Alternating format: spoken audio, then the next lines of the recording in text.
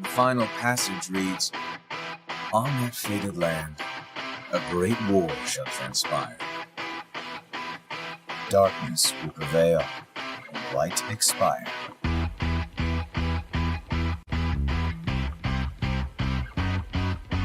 This world is full of light. It's a world comprised of many smaller worlds, all connected, stretching as far as the eye can see. One great light protects us all. All worlds share one light, one fate." I take it you're talking about Kingdom Hearts. Yep. In ancient times, people believed that light was a gift from an unseen land. By the name of Kingdom Hearts. But Kingdom Hearts was safeguarded by its counterpart, the Keyblade. Warriors vied for that precious light, thus beginning the Keyblade War. All of this was decided. You really think you can change the future? All of this was decided. The truth is what you see with your eyes, not what you hear. Sounds like your trip around the world opened your eyes, but you got a little bit more than you anticipated. You must have seen a lot of darkness. So you're saying the weak feel the need to justify their actions to maintain a sense of self.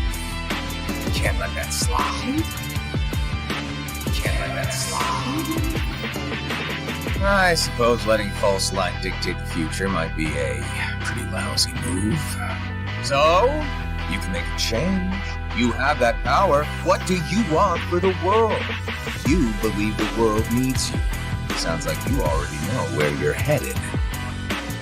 If you truly possess great power, the darkness can't control you. All of this was decided. You really think you can change the future? All of this was decided. The truth is what you see with your eyes, not what you hear. All of this was decided. Why not just sit back and watch it play out? All of this was decided. May your heart be your guiding key. Who are you really? Some kind of fortune teller? Well, I could lie, tell you that's what I am, when I'm actually a brilliant artist, even a scholar. I could tell you that I dream of world peace, when I'm actually planning for its destruction. The truth is what you see with your eyes, not what you hear. All of this was decided. You really think you can change the future? All of this was decided. The truth is what you see with your eyes, not what you hear. All of this was decided. Why not just sit back and watch it play out? All of this was decided. May your heart be your guiding key.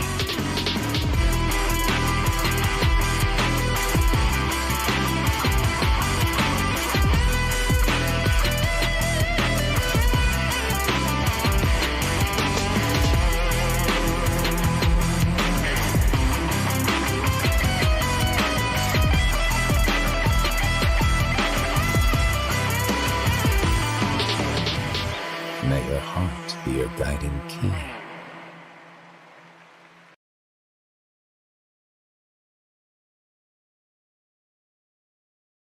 Ladies and gentlemen, welcome back to the Landy Lodge. We've got another crazy one for all of you today. Please fire back. Let me know that the volume sounds okay. But before we get into all of my nonsense, it's time to thank those who enable my nonsense. The sages of the lodge, the beautiful names you see on your screen right here, are those generous enough to donate as little as $1 a month to keep me rolling.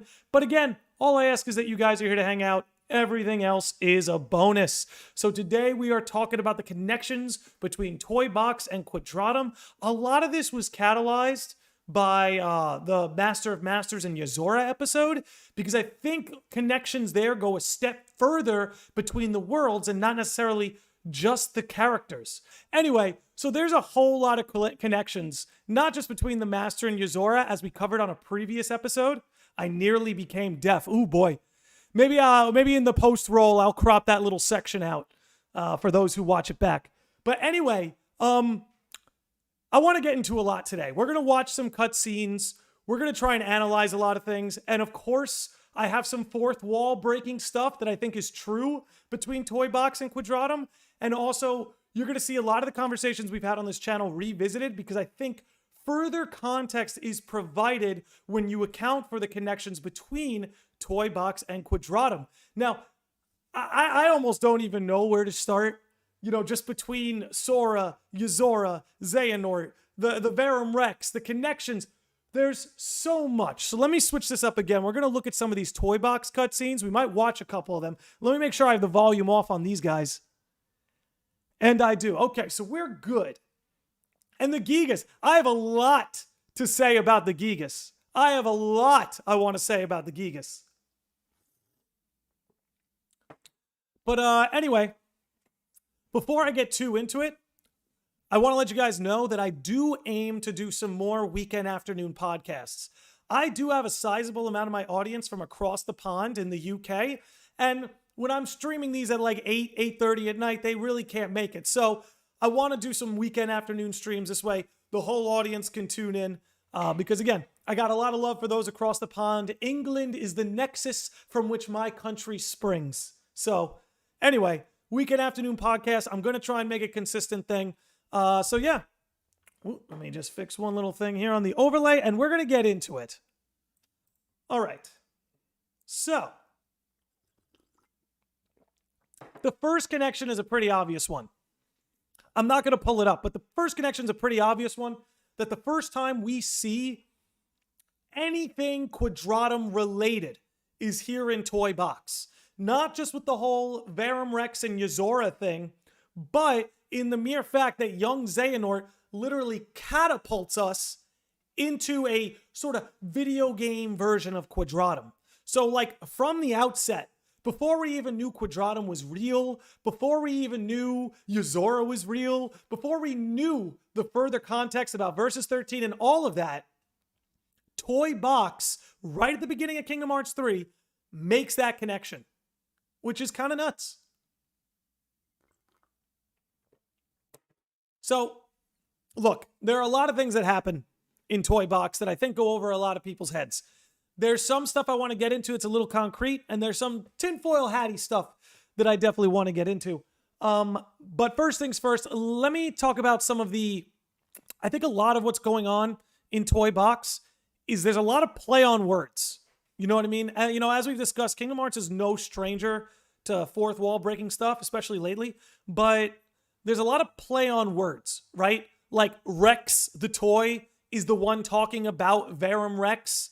You know, when I think Toy Box, you know, considering everything we know about Quadratum, like, how do I put this? Toys coming to life, right? In a lot of ways, like Kingdom Hearts is Nomura's Toy Box. Like, I feel like Andy is to the toys what Nomura is to the Kingdom Hearts characters, if you catch my drift.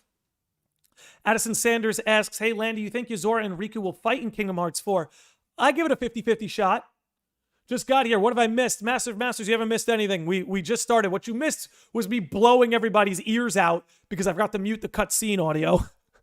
Yosuke says, appreciate it, Landy. Love the streams, but it's hard to watch live sometimes, as long as it's good for you. Yeah, no, I got no problem streaming in the weekend afternoons. I just know I've gotten a lot of feedback from people like yourself who, you know, you guys are in a different time zone and you aren't always able to tune in. So hereby doing this, it makes it possible. Okay. So I had something brought up to me by the user. You guys probably know him. Let me see if he's in the chat. I see a lot of you are here. But Nashi Boy actually DM'd me on Twitter and pointed something out to me. Let me see if I can pull it up. 1 second. Where is it? It's right here when Buzz starts talking, right? Let's see. Let's pull it back. Okay. There's a point where Buzz mentions Sora's outfit, the intruders. I want to pull it up so I can actually reference it here.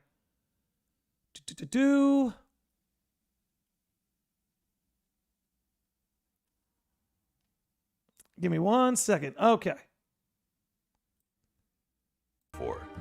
Tell us First of all, I love where how and skeptical why. Buzz is Oh, well, during Toy Box. We are... Like, it really does my heart good, because I feel like, you know, often the joke is made, Kingdom Hearts characters can be just a little too gullible. So seeing one who's a little bit skeptical of everything going on was a nice change. But hold on. I want to get to the exact line. So here, let's pick it up right here. Again, Rex being the one to recognize them. And honestly, I know we've said it so much. We cannot ignore that they see Sora as Yozora. I'm going to say it again. We cannot ignore that they see Sora as Yozora. Look, you don't need to be a rocket scientist. Sora and Yozora don't really look alike. Different color hair, different color eyes. Like, you think you'd be able to point out the two different colored eyes, right? If they were really seeing Sora as he is, they would see that Sora doesn't have the two multicolored eyes, doesn't have the silvered hair, and be like, okay, that's not Yozora. I feel like they'd be asking, oh, are you Yozora's brother? Are you his friend? I think it's very odd and also peculiar that they really do see him as Yozora when even the outfit is different, right? And again, we'll get to it when I pull up the scene when they're actually at, I forget the name of the toy store. But they mentioned, like, no, he looks more like Riku. You know, he doesn't quite look like Sora. But here, let me keep rolling this. Let me keep this rolling. No, the intruder said Yozora! Slow down there, Rex. We don't know them. But we can trust them.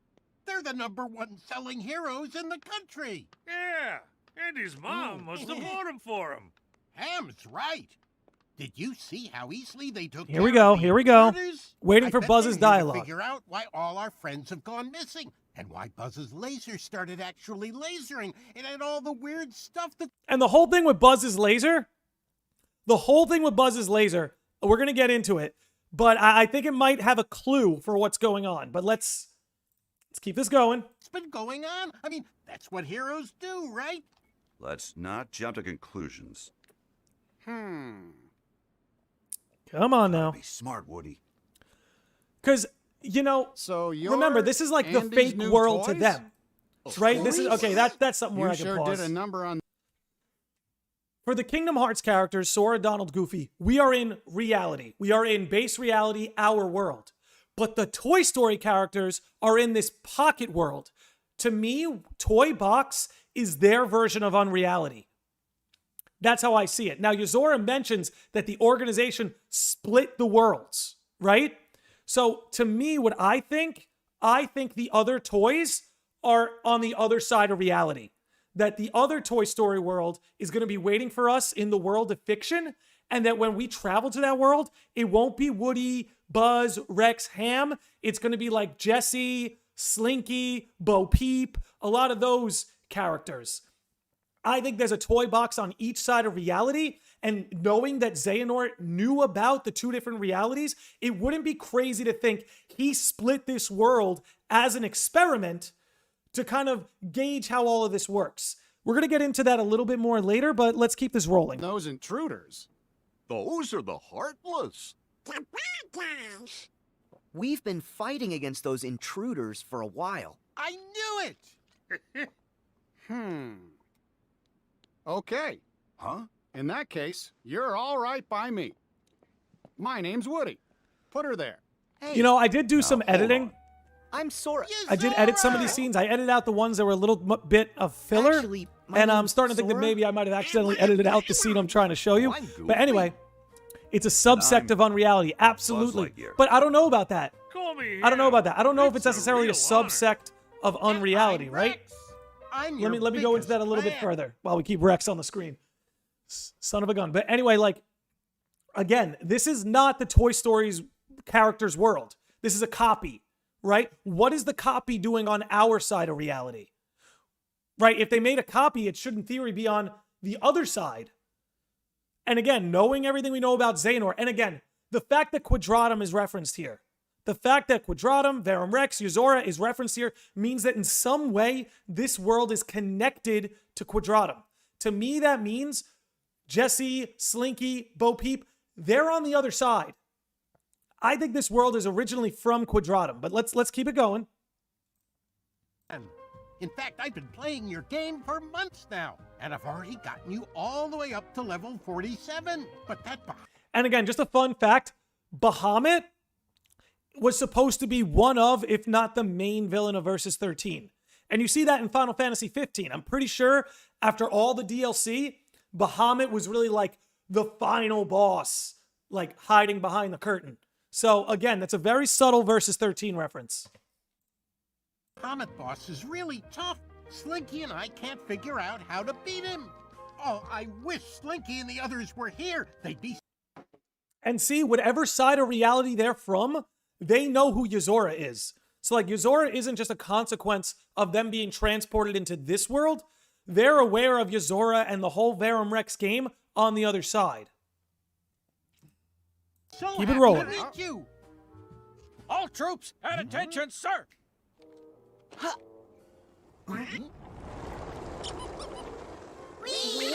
Yeah, I think I might have cut out the point that I was trying to get to. If you read the novel, the final battle with Bahamut is crazy. Yeah, so the final battle is with Bahamut. So again, a very subtle Versus 13 reference right there, starting to bleed in. But let me pause this for a second, because I think I might have accidentally edited out. Let's see.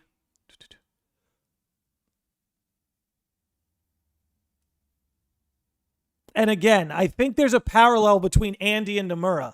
I feel like these toys are to Andy what the Kingdom Hearts characters are to Nomura. But let me see. I might have accidentally punched that out. Oh, no, here it is. Here it is. Here we go.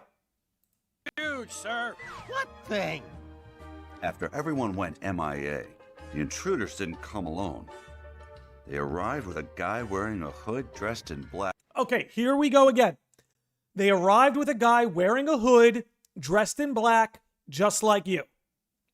So obviously, that could relate to Sora, right? But the way we're seeing him, I don't see it. You know, the top right here is more gray than it is black. His hood is red. You know, he's got checkered patterns. I don't know. Obviously, they're talking about young Xehanort, by the way. It's not a Yozora thing, but it makes me wonder, do they see him in an organization hood? And again, shout out to Nashi Boy. He's the one who brought this to my attention. But it's just so obvious to me the way that the Toy Story characters see Sora is not how we see him, right? And then if we consider, right? And then, Nashi Boy is here, my man. And then if we consider the scene that got cut, where Rex says, yeah, and these are his partners, Magia and Aegis. Now, why did that line get cut? To me, that's because it makes it way too obvious. It makes the mystery way too obvious. That means they're not seeing this trio as this trio. They see him as Yozora and Yozora's trio. So the way we see Sora is not how these characters are seeing him. I think they're seeing him as Yozora. Now, what that could mean, we'll see. I'll give you a hint. One sky, one destiny. But let's keep this going. Just like you. As a matter of fact, he's... And now that's what bothers me too. That's what bothers me too. Again, shout out to Nashi Boy who brought this to my attention. Buzz here says, as a matter of fact, he's the only other toy we've seen. Young Xehanort doesn't have a toy appearance. You know, Sora, Donald, and Goofy all got morphed into like toys, right? So if they're seeing Yozora, Magius, Aja, they're probably seeing them as toys. But young Xehanort's appearance in this world isn't that of a toy. You know? So again, it creates a very peculiar line of dialogue and mystery surrounding that. The only other toy we've seen outside of you three. A black hood? But that would mean... The organization! You know who it is? See, and that's where see, I'm going to interrupt again. That's where I start getting a little crazy. Because again, first you have Rex and Ham saying, that's Yozora. That's Yozora. He looks like Yozora, even though to us, he clearly doesn't. If you include the deleted scene, they say, yeah, and that's Agius, pointing to Goofy, and that's Magia, pointing to Donald. So again, you have this notion that they see them as the Verum Rex crew. But then they're talking about the guy in the black hood, young Xehanort. So it's very weird that their perceptions seem to overlap with seeing him as Yozora and also seeing him similar to young Xehanort. You know? One sky, one destiny always makes me hype. Yeah, that's kind of what I think is going on here. I think that's why they see him as Yozora. Part of me thinks Sora and Yozora might be one and the same. They're not the same person. They're not the same existence. But look, right? The line, one sky, one destiny. Sora is the day sky. Yozora is the night sky on two different sides of reality. Now, what the implications of that, maybe only one could exist at a time, I don't know. But there's something weird going on here where Sora is being seen like just not as himself. Yeah. Okay. Bad news. Let me put this on mute. Seems like you. And let me see if I can find the next scene I'm looking for. Perfect. Perfect. Okay. Here comes young Xehanort.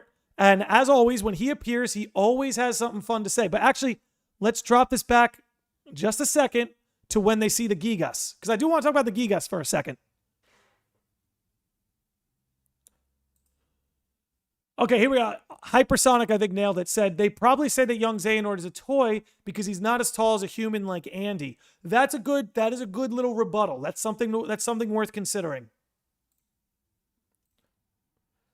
So here, I guess it hasn't figured it out yet. They're talking about the Gigas and how the Gigas is sort of inanimate, right? Now, here comes young Xehanort. You're from the dream. The first of the Xehanorts. I'm so honored you remember me.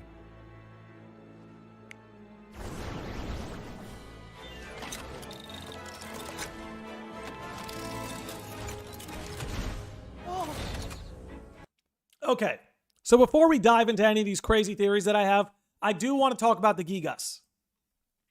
The Gigas, again, are something that connects us to Quadratum. Toy Box and Quadratum connected there, right? It seems like whatever exists in Quadratum is made into a toy in the Toy Box world. And maybe that's the nature of the Toy Box world, is that all these different sort of fictional universes get made into toys in this Toy Box world. Now, again, here we are looking at the Gigas. I have something I wanted to talk about. Let me pull this up. So, oh no, I forgot to include something. That's okay. I'll have to do a little bit of live production here. So, let's talk about this. This is important. I swear this is going to be very important. The Kingdom Hearts team contributed to Final Fantasy XVI's combat. You'll see where I'm going with this. What I think this means is that you can guarantee to see Gigas in Kingdom Hearts 4. Not just Gigas, but playable. Now, I think I forgot to include this, so I'm just going to sloppily throw it on top of here. Give me 1 second. Let me find it. I'm pretty sure I saved it in here. Perfect. Okay. Let's pull this up.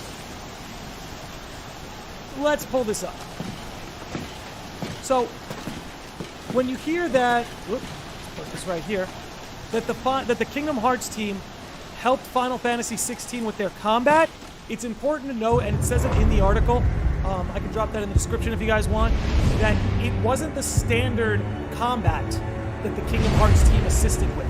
What they assisted with were these icon battles. Let's skip to it right here, right? Oh no, did I get the wrong one? Nope, here we are, perfect. So you see these icon battles going on where you have Ifrit battling Garuda? To me, this is where Yoshi said that the Kingdom Hearts team helped. They didn't help with the hand-to-hand combat. Oh boy. Too loud, I know. Too loud. Happened again. So again, Yoshi P mentions that the Kingdom Hearts team helped with the FF16 combat. Too loud. I know, guys. I made a mistake. My bad. But anyway, it's like being in a theater. I swear. Anyway. So Yoshi P mentioned how much the Kingdom Hearts team managed to help with the combat. Now, it didn't mean the combat with the sword and the sort of sword combat. This is the combat the Kingdom Hearts team helped with. Now, let me ask you guys, does this look like Kingdom Hearts to you? Does this look like Kingdom Hearts to you as we know it? Because to me, it doesn't. what this shows to me, if the Kingdom Hearts team helped with this, that means Gigas battles are coming. They are coming. You know what I'm saying? Because if the Kingdom Hearts team helped with this, this has to mean that they have some sort of combat system that works this way. But the Kingdom Hearts combat we've seen, even in the Kingdom Hearts 4 trailer, it didn't look anything like this. So to me, that tells me that the Gigas battles are going to be a lot like these icon fights in FF16. If you want a peek of what the future of Kingdom Hearts looks like, it's right here in these Gigas battles. It's the only way it makes sense to me. The only way the Kingdom Hearts team helping them with this makes sense is if there are these sort of giant creature battles. And as we know, there aren't any summons quite like Final Fantasy in Kingdom Hearts. So that, to me, means the Gigas battles are going to be a lot like this. So again, just something I wanted to bring to everybody's attention because I think it kind of pegs away into what we could expect to see in the future.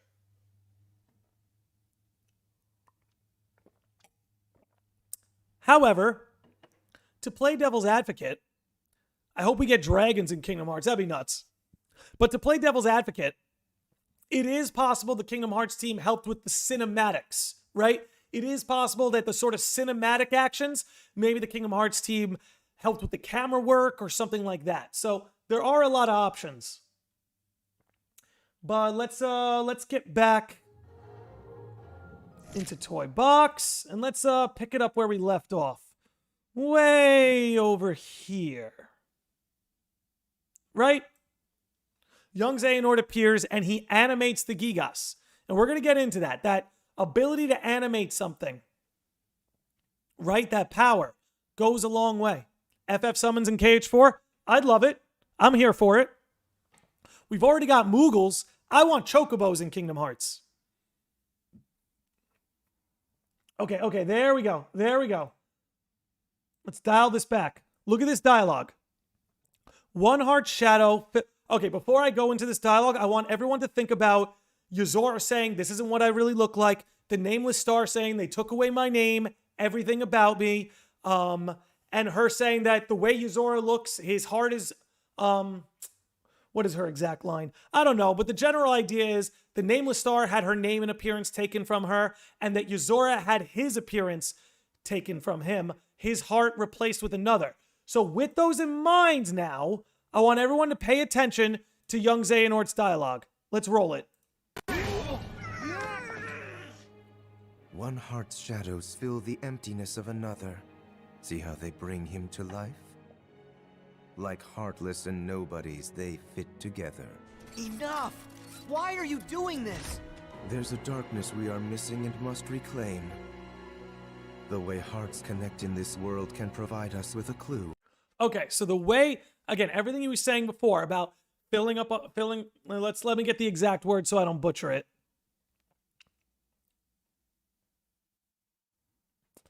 One heart shadows fills the emptiness of another. See how they bring him to life? Sort of the idea of Yozora's heart being replaced. Empty vessel, one heart shadow fill the emptiness of another.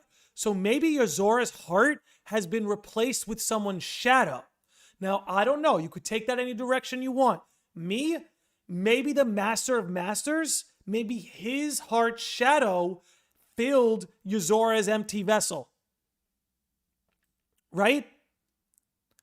Then he says the way hearts connect in this world can provide us with a clue. What makes this world special? Seriously, what makes this world stand out from the other worlds?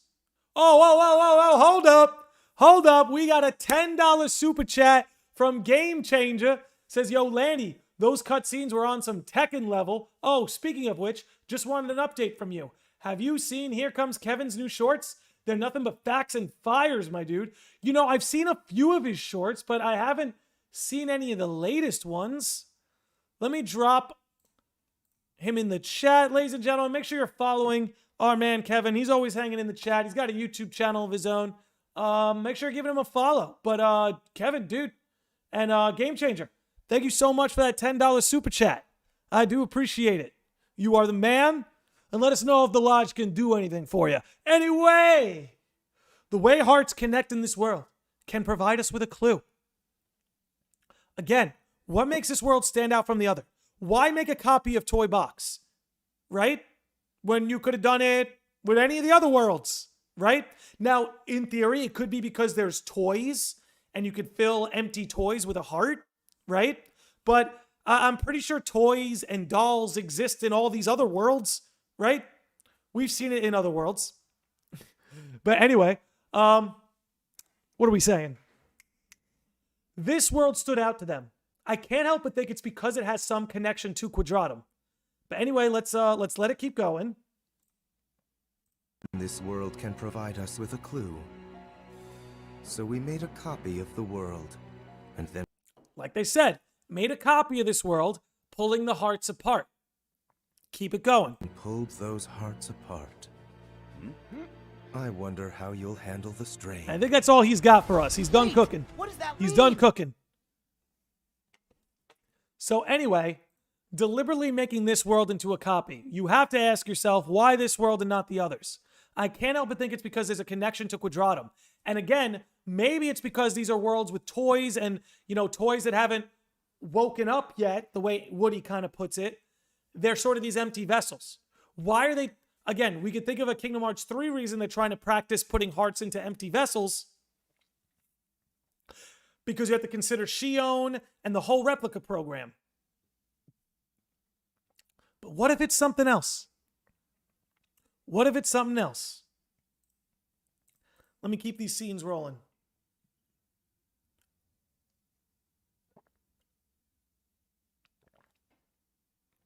And again, see how they're harping on it. They didn't just let that dialogue go and slide. They are clearly zoned in and harping on the fact that the world was split. And look at what Sora says here. Only one of the worlds is real and the other is just really convincing. And that might be his perception, but it kind of gives this idea of one world that's real, reality, one world that is fiction, unreality. Kind of crazy. I see we got something in the chat here. Perhaps the thing said about young Xehanort being hollower than any toy. Maybe young Xehanort filled some other empty heart in the toy box. Huh. Can you go into that a little bit further? Maybe the second world is data would explain the going into the TV. Yeah, let's see. How far are we from that? Okay, so actually I wanted to talk about her for a bit. This lifeless doll. I've seen some people make a connection to Skuld. I'm not sure I'm buying it, but I'd be lying if I said that this didn't interest me. It seems pretty deliberate, this sort of lifeless doll kind of being taken by the darkness and animated. Again, you have this idea of empty vessel like a doll and sort of reanimating it to your will. And again, I can't help but think about what young Xehanort was talking about before and how that might relate to Yozora and how that might relate to the Nameless Star. Changer says young Xehanort had a little heart left in him. Perhaps he is the one who got Yozora to go to Quadratum and beat the daylights out of Sora. Oh, okay. I see what you're saying. The pretty doll boss. I love her so much. Cute design. She was, let me tell you, on critical level 1, she was a hassle, man. She was a hassle. And again, you see how that... Whoop. I'll say this. Thank God that was empty. Let me pick that up. Hold up. Thank God that was empty. All right. The doll is definitely significant in some way. It seems to be. It seems like it's alluding to something. Okay, let's move this forward. Just foreshadowing Buzz being taken over. And here we go. Here's some fun. So, fun little fact. Ooh, let's dial it back just a second there. There are 7 9s. Now, I don't think that means anything crazy. I just think it's fun when Kingdom Hearts focuses on sort of that theme. 7 9s. Anyway, keep it going. So here again, another connection, as we all know, a pretty obvious one, Now that we know this connects to Quadratum. But again, you see,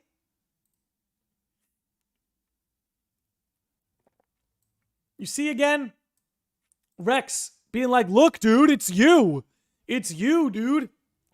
But again, the hair color is different. The clothes are a different color. The clothes are a different style. The only place that he really matches Yozora is the sort of checkered pattern down by the legs. Everything else about them is different. They're wielding different weapons, different colored eyes, again, different colored hair. Yozora is a lot bigger, right? Yozora's got like 6 to 8 inches on Sora.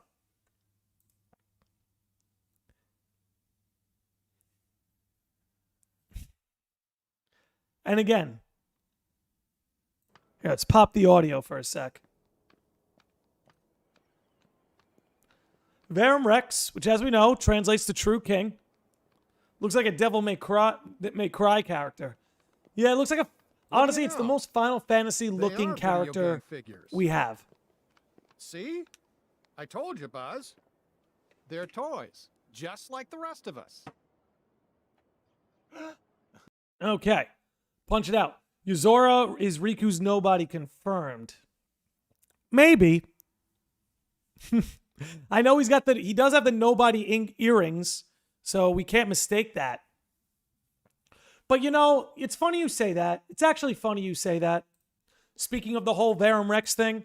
So again, Verum Rex is True King, right? True King. And you have language being tossed around the series now like false light, right? Falsus Rex, false light, Verum Rex, True King. You know, you have to consider, we know that Yozora, who is on the cover of Verum Rex, True King, looks more like Riku. What do we know about Riku? He was Kingdom Key's true wielder. So just like Verum Rex is over here, Yozora, True King, looks like Riku. Let's not forget that Riku was supposed to be the original wielder of the Kingdom Key Keyblade. There's something about that I don't think is a coincidence. There's something about that I can't seem to look away from. Yo, Kay says to get a good look at the back of the box, it's a rabbit hole. Okay. Let's back this up. Like right there? Or do you mean the box that Rex has? Let's see if we can get a good look. Comes running. Okay, so this has got to be it. Obviously, we see the Square Enix logo. I see a lot of different weapons, but they don't look like Keyblades. Honestly, they look more like Noctis's weapons in FF15. We'll see if we can get another look at the box somewhere. Let's see. Moving us forward. Here we go. Let's let Yozora cook again. I mean, let's let young Xehanort cook again. Let it roll.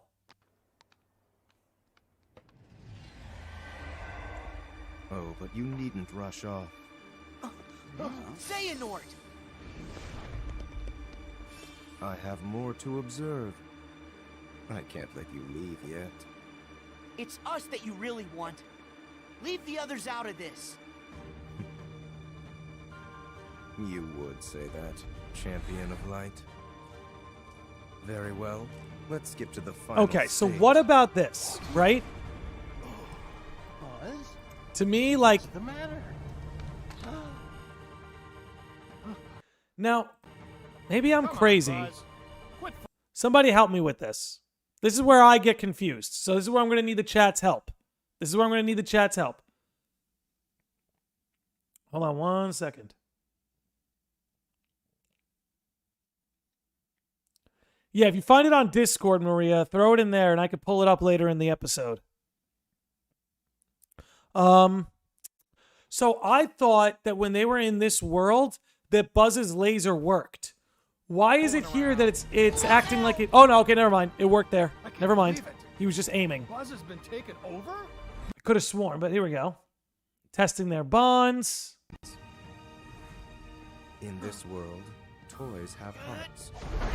And those hearts come from a powerful bond. Again, we can't ignore his dialogue here. So what happens when those bonds are stretched to their limit? When they are worlds apart? when they are worlds apart, right? So consider that maybe what young Xehanort is trying to test out here might be what the Master's trying to test out with Sora. What young Xehanort and the organization did to Woody and the toys might effectively be what the Master's trying to do with the Guardians of Light. Hey, what would happen if I, say, took Sora and Riku and separated them from the other Guardians, right? Keep it rolling. Can cloth and plastic hold on to their hearts? All I needed was a wedge to widen the divide. Someone like you to fill them with distrust and doubt, and that chasm you created can be... This is one of the best scenes in the game, by the way. Witness it for yourself.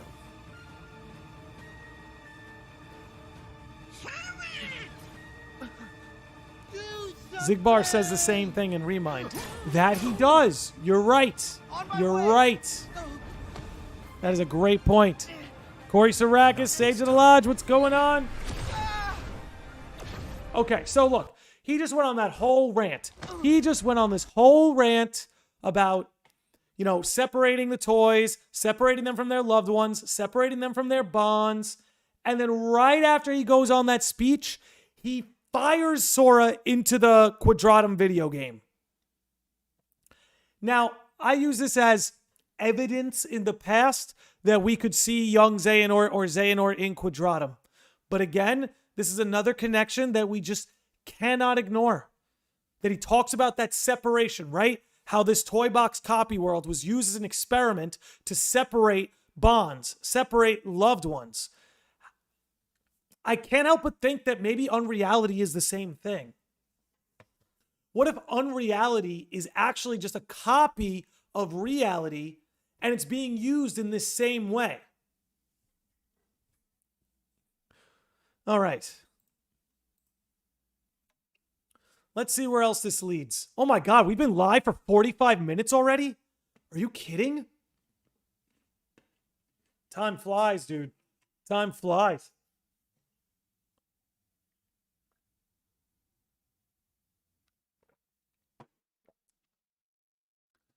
So let's keep in mind, right? And I've seen somebody in the chat throwing this around. It's almost like we have 3 different Quadratums. Now, I've been a believer that we have 2 Quadratums. But maybe there's 3. Right? Keep it rolling. Keep it rolling. Unreality does separate Sterlitzia and Laurium if our theory is right. Kevin, here comes Kevin. Nailed it. Nailed it. Just like Sterlitzia was separated from Laurium and the other dandelions. It seems like what's going on in Toy Box with the toys is exactly what the Master, or maybe it's Brain, maybe it's Lucia, whoever's pulling these strings, is doing the same thing with Sora, Sterlitzia, Riku, everyone that's accounted for. Keep it rolling. So again, let's keep going. He comes back out.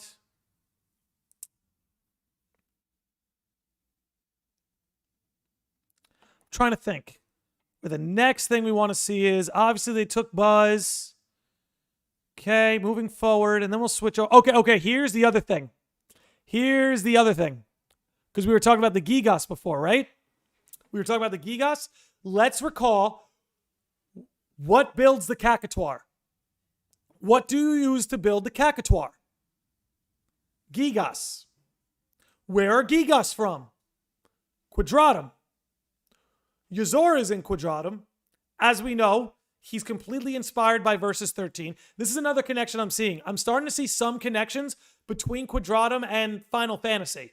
You know what I mean? And there's a lot of those connections to go around. There are a lot of people who think Final Fantasy characters might be like freely roaming in Quadratum. I don't think so. Would be cool. I don't think so. But here we have the Gigas connected to Quadratum being used to build the Cacatuar.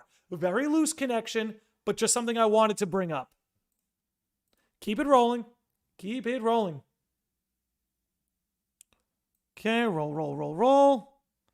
I don't think anything too crazy Quadratum related happens here. But hold on. Actually, there's one part. Ooh, hold on. Right here. Right here. So now you have to ask yourself, why? Why might somebody have a scrap and build? Max, my man. Nailed it. Scrap and build. Anyway, so why? Why separate Sora from the Guardians? Why separate Strelitzia? Why do these things? There might be a clue in what young Xehanort says right here. Roll the tape. What? Your friends are your power?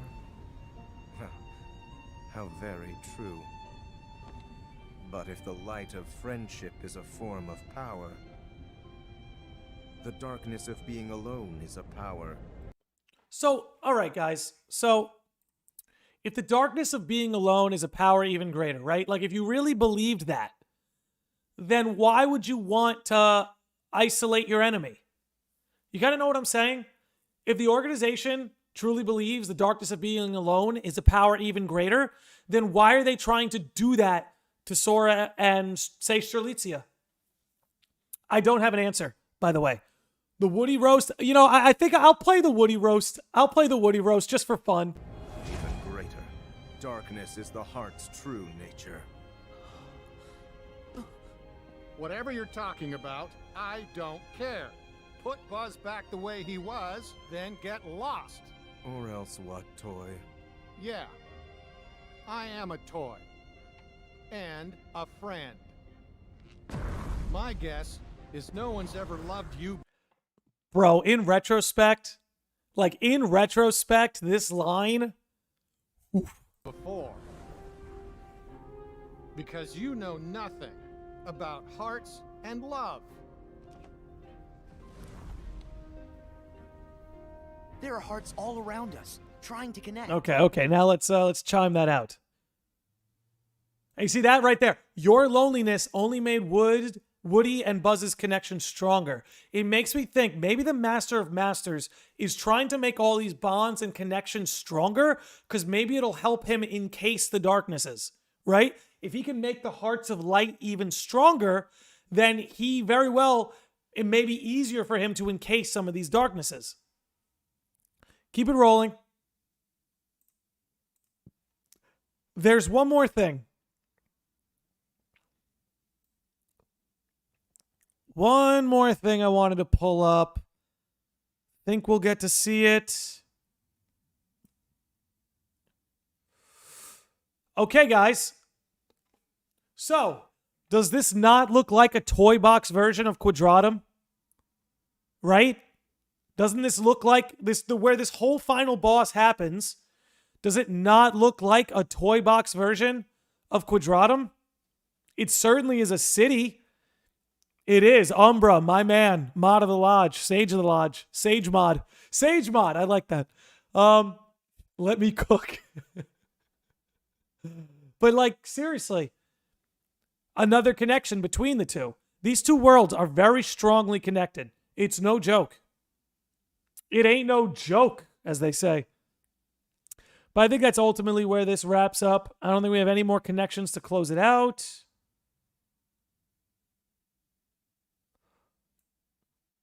But I thought this was cool.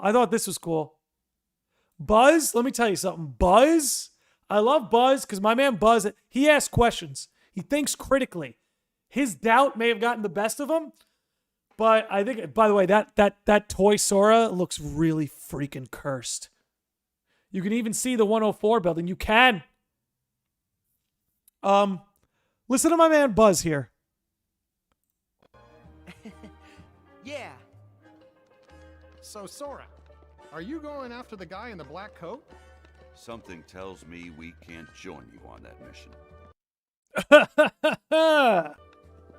That's okay. Because you become part of Now our again, hearts.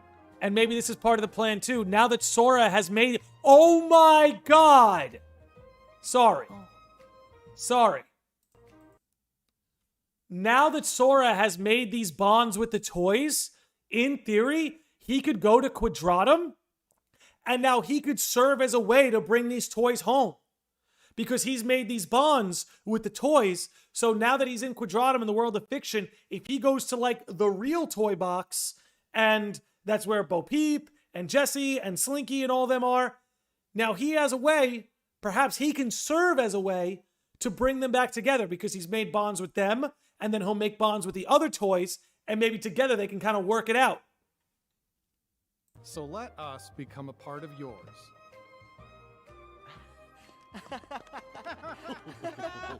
Look at them, they're homies. Now, off you go. To infinity and beyond. Ain't that right? Ain't that right? Oh my Norts, you're right. Yeah, babe. So we thinking Toy Story returns in KH4. You know, if not in KH4, then in KH5.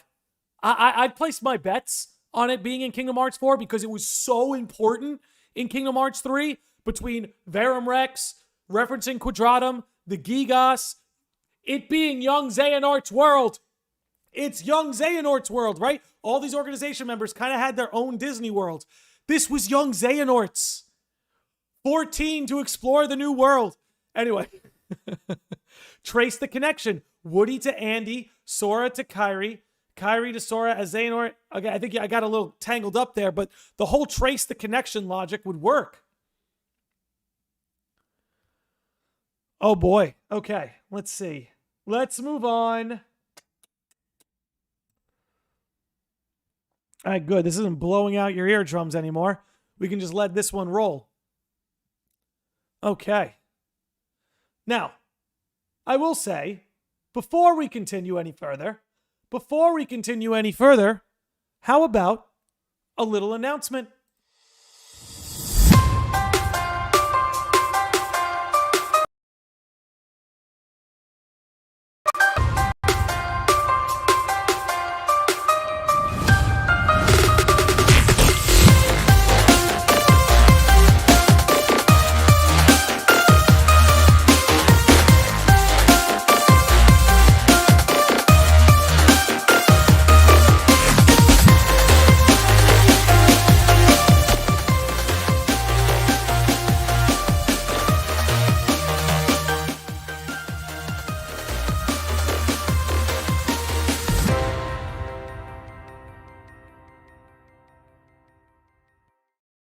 Alrighty, so as you guys know, big in-person Kingdom Hearts event going on in September. I'm going to be there. Would love to see some of you guys there, but I know it's a big ask. However, the whole event is going to be live streamed. You know, last year I got to do a live podcast at the event. Jury's still out if we're going to be able to do that this year. No big deal if we can't. But either way, there's ways everybody can participate, whether you can make it in person or you just tune in to the live stream. Either way. Anyway. Back to Yozora. Back to these split worlds. Back to the Gigas. Again, I struggle to think any of this going on is coincidence. I really do. Especially when you consider that Nomura fought really hard to get the licensing to use Pixar properties, right? He fought really hard for that. And, you know, it begs the question, why? But then when you consider that Verum Rex debuted in this toy box world, right? It starts to kind of paint a picture. It makes you wonder if the two are connected. It really makes you wonder. Okay. Addison Sanders says, I'm just waiting for somebody to find out what happened between Yozora and Sora, tell Donald and Goofy, and we get over to Toy Box and get some info on Yozora from Rex. Well, that's what will be cool too. And I actually think that's something that might lend a hint, is maybe that does happen in Kingdom Hearts 4, right? Let's say Sora kind of serves to trace the connection and reunite all the toys. Upon the toys reuniting, maybe they look at Sora and they're like, hey, you look different. You look different. You know, and it sort of starts to clue us into maybe what's going on. Maybe so, but Nomura wanted to include Toy Story since KH1. Yeah, and I'm one of those sickos who really thinks he hasn't had the whole story planned from the beginning, but I think as far as the whole Quadratum thing and Unreality, I do think that's been planned since the beginning, right? Wasn't the first Kingdom Hearts 1 secret movie Another Side, Another Story? Somebody in the chat correct me if I got it wrong, but I'm pretty certain Another Side, Another Story was the Kingdom Hearts 1 secret movie. And what does that mean? There's nothing in Kingdom Hearts 2 that alludes to Another Side, nothing in Chain of Memories, nothing in Dream Drop, nothing about Another Side, Another Story shows up until Kingdom Hearts 3. You know what I mean? That's what's crazy. Oh, you put it in the Discord. All right, let me pull that up. Let me pull that up real quick. You guys have the back of the box. I suppose we could spiral on that. Just give me 1 second here. Okay. Okay.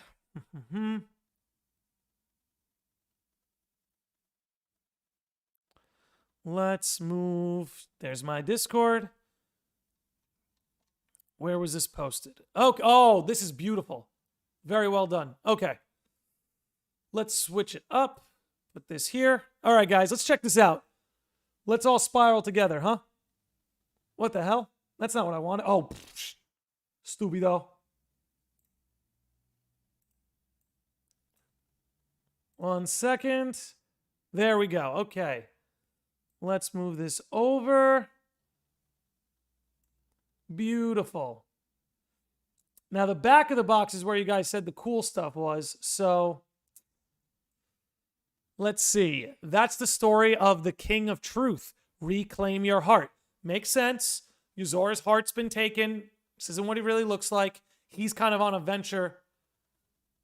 Wait a minute. Wait a minute. Wait a minute.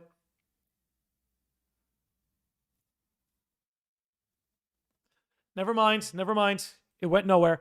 After a long light, weapons have brought great benefits for humanity, but the karma that sleeps in humans will accelerate further.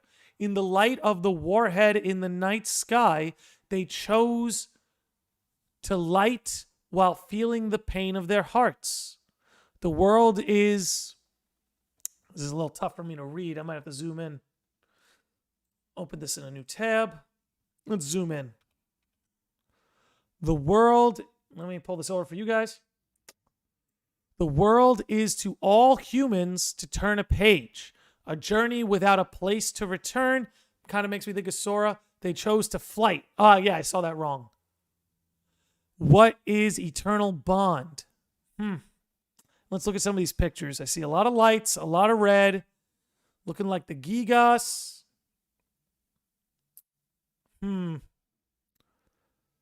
Let's see. I'm not seeing anything that shines off any red flags.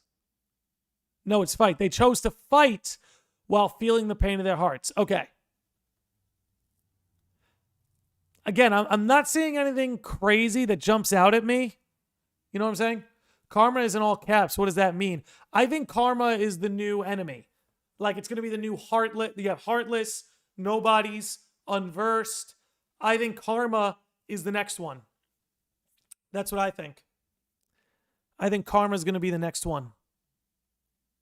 Or it's an acronym of sorts, but I can't make that out. Let's see.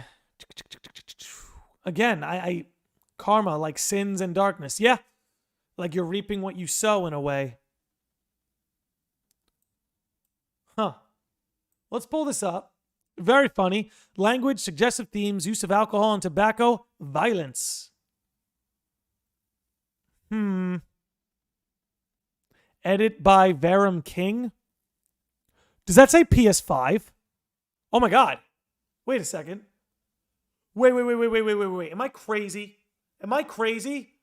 Has this always been a PS5 cover?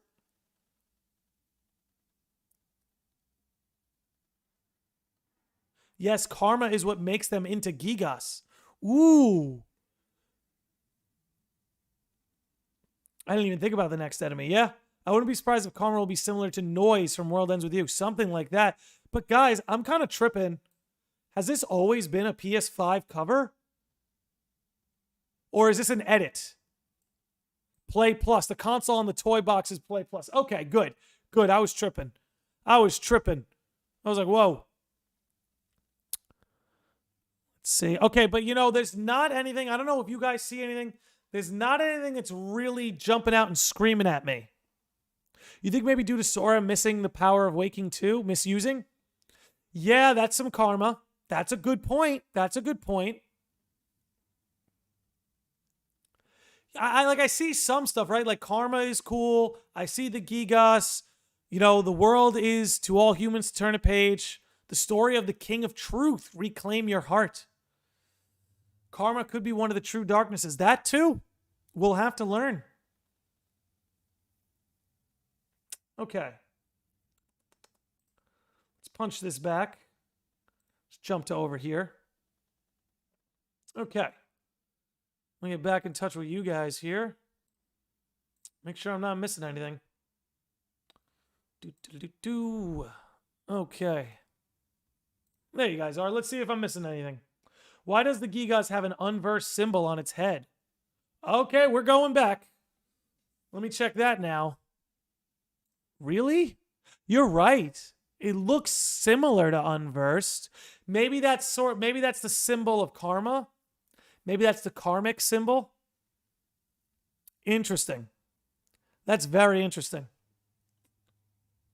Okay, cool.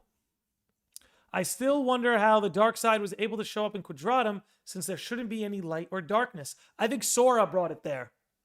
I think Sora is responsible for that. I'm changing scenes again. I'm sorry if the cutscene volume's loud. I'll turn it down right away.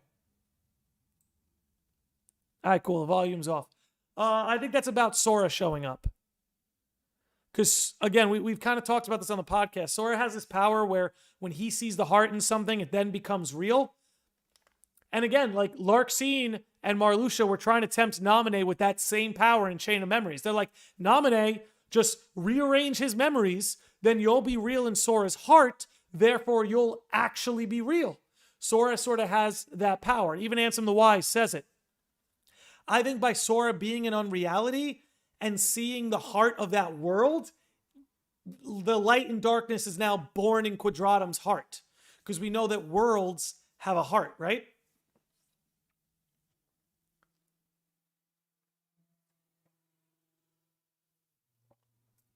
Okay. Nashi Boy says, don't think it's unversed. Very similar. New symbol?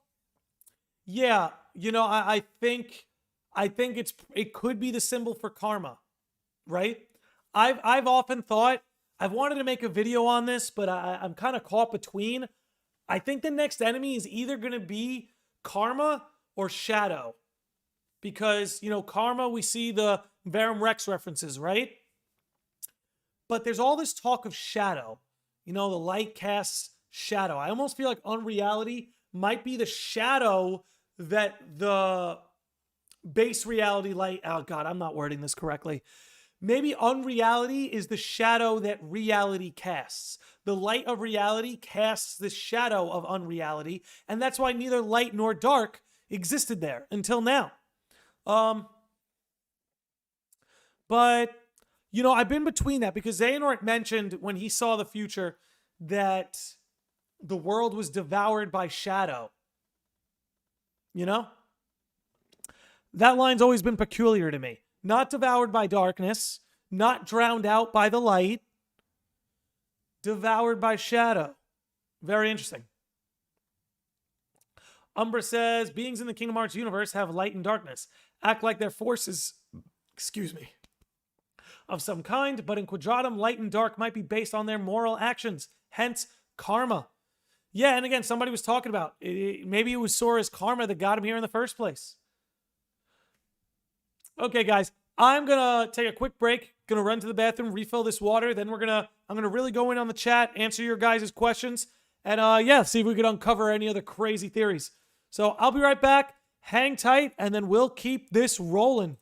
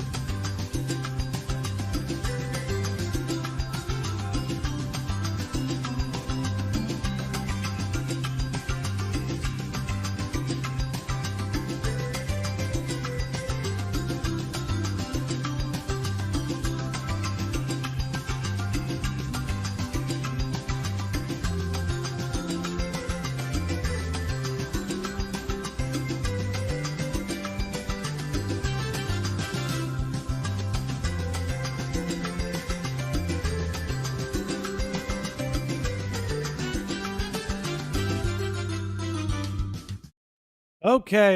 Your boy's back. All right.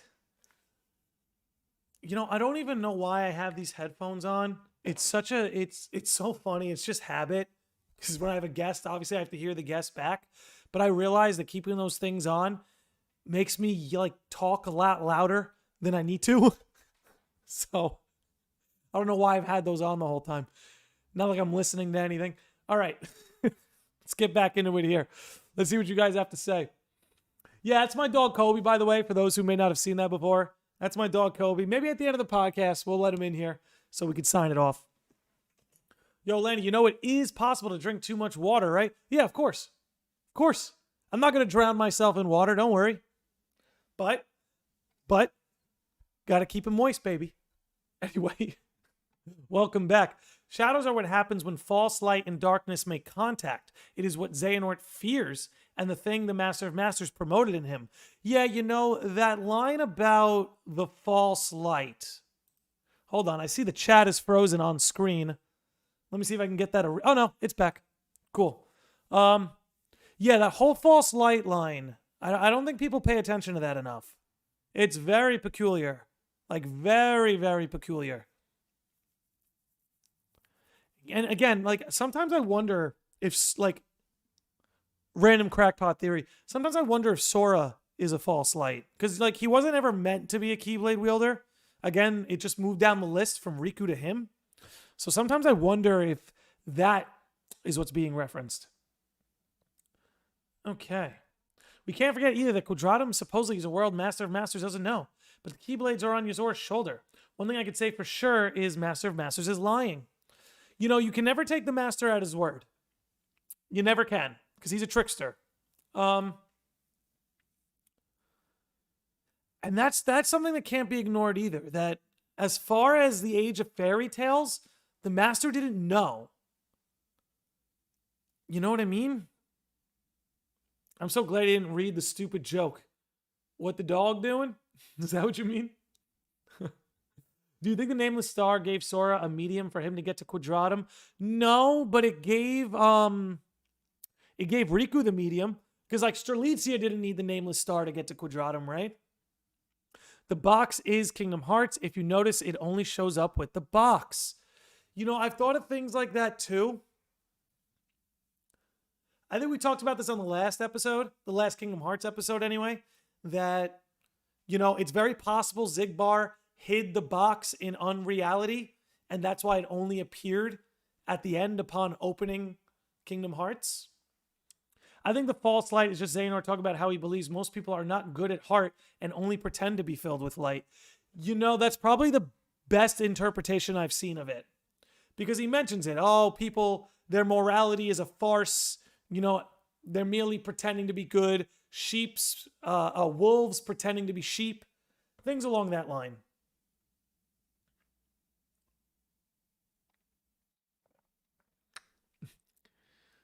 You have to take almost every line he says with a grain of salt. You know, perhaps except for when he spoke to Ava, right? Because his attitude with Ava is so much different than everybody else's. And that can't be ignored.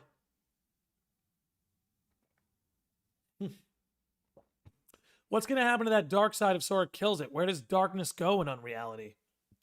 Well, I think merely... hold on.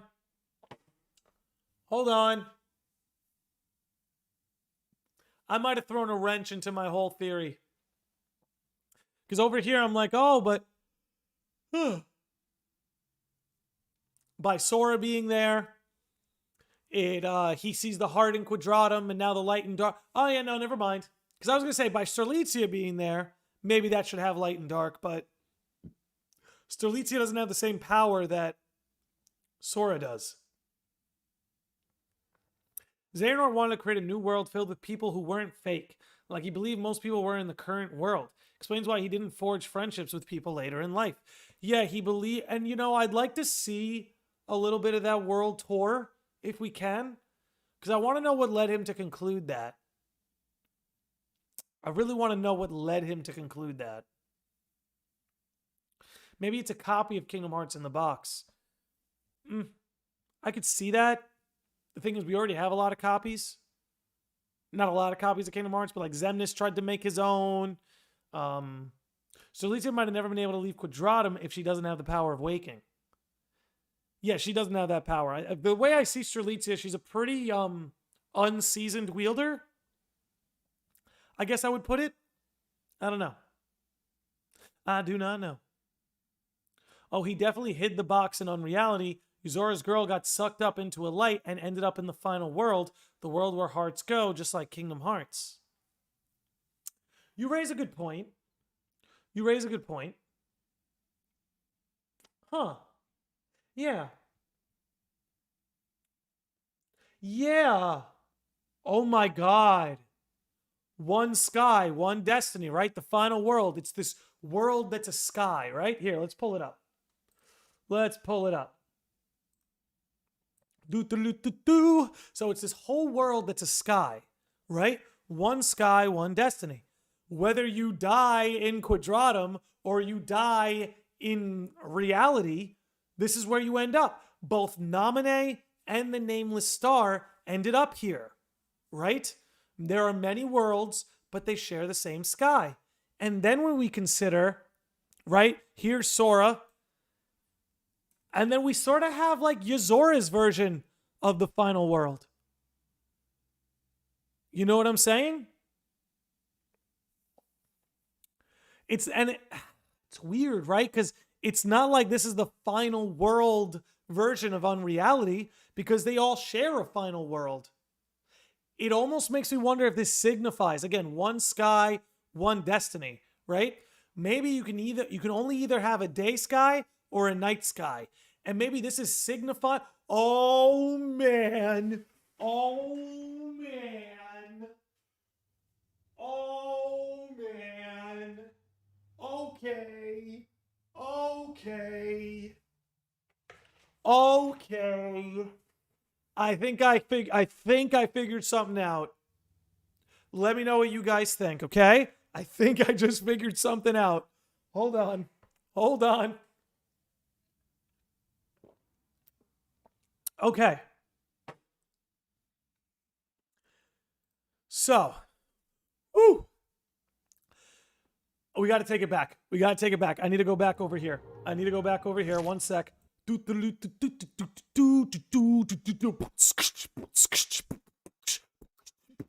Here we go. So, where's the dialogue I'm looking for? All right, let's let this roll. I think I know might be what's going on. Connecting, again, it's going to connect Toy Box to Quadratum. So, you would say that. Here they are. They're trying to. Young Xehanort's observing, right? He's observing. Let's skip to the final stage where this takes over Buzz. Okay, so now let's consider what we talked about before. That to the toys, this is their version of Unreality, in a way, right? There's a copy of a world over here. Here's the fake fiction world where they're being stored. They've been separated from their bonds, right? They've been separated from their bonds. So that makes Buzz susceptible to this kind of control, right? What if Sora being in Unreality or the world of fiction leaves him susceptible to this same idea, right? Again, I'm going to sound like a broken record, but a lot of what the Master's trying to do is like what Xehanort was doing to the 10th power. I know I say it a lot, but I think it's really relevant. What if the whole point of bringing Sora here and separating him from his bonds is because it's going to make him more susceptible to this control? Okay? Think about the end of Dream Drop Distance. Xehanort wanted control of Sora. The organizations always wanted control of Sora. Chain of Memories, they wanted control of him too. Whether it's Marluxia or Xehanort. It persists, right? I don't think that ends, right? Sora is a child of destiny, right? So, maybe by him being in the world of fiction, in Quadratum, separated from his bonds, now the Master's kind of aiming to do the same thing. You guys kind of know what I'm saying? Maybe I'm not being clear enough. Maybe I can find some more dialogue that paints the picture. Let me see. What's the matter? Let me see. What if that's what happened to Yozora? The Nameless Star said his heart doesn't belong to him, and Yozora says, this isn't what I look like. Yeah, his heart's been replaced with another, but then he would have to, for that to be parallel with what's going on here, he'd have to be in his own version of, I was told to save Sora. Exactly. I'll say it again. Exactly. Save Sora. Now, wouldn't it make sense now? If by him being in unreality and being separated from his bonds makes him more susceptible to being controlled like Buzz was here. On, Buzz. Quit fooling around. Maybe by crystallizing him and preserving him, it keeps him from being controlled like that.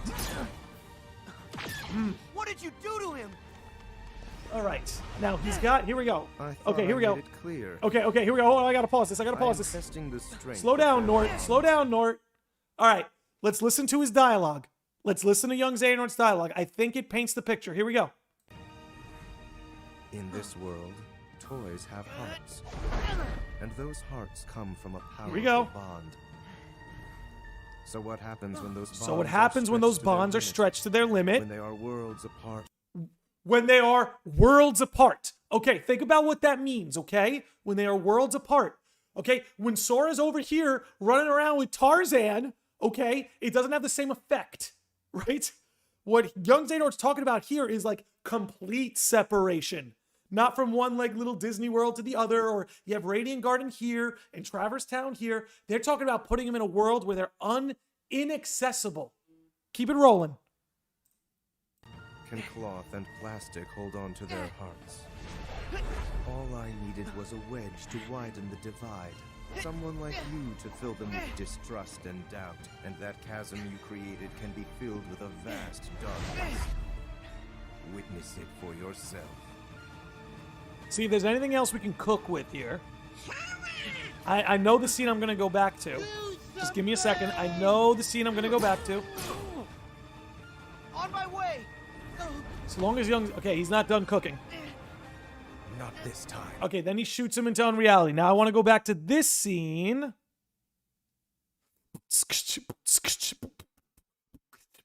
Perfect.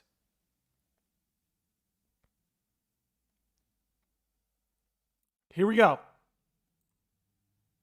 Hey, why doesn't that toy move? I guess it hasn't figured it out. Figured what out? I can make it move for you. Huh? Here we go, baby. You're from the dream. The first of the Xehanorts. I'm so honored you remember I think he's me. got something else here that might help us. He might have something here that might help us.